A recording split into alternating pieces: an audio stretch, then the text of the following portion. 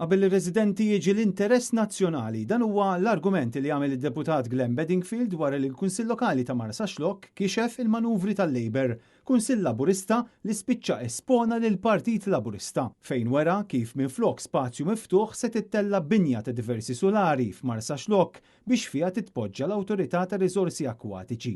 U quddiem dawn il-fatti, wara li d-dam qalleb fil-karti u fil-manifest, Glenn Bedingfield qal biss li l-interess nazzjonali jiġi l-ewwel.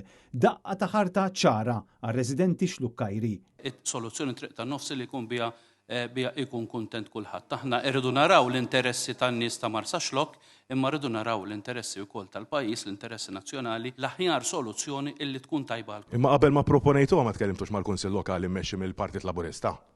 Aħna kif qedlek u ġibtek u naħseb illi tajtek risposta, jekk ma toġbikx dik ir-risposta biex tortijek.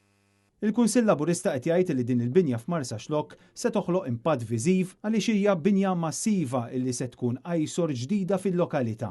Apparti minn hekk il-Kunsill ta' Marsaxlokk qed jitlob kjarifika uffiċjali u immedjata dwar se jsir mill-operat li bħalissa jinsab il-Marsa u bliema mod il-bidliet proposti fil-manifest ta' Roberta Bela se jaffettwaw direttament jew indirettament lil Marsaxlokk.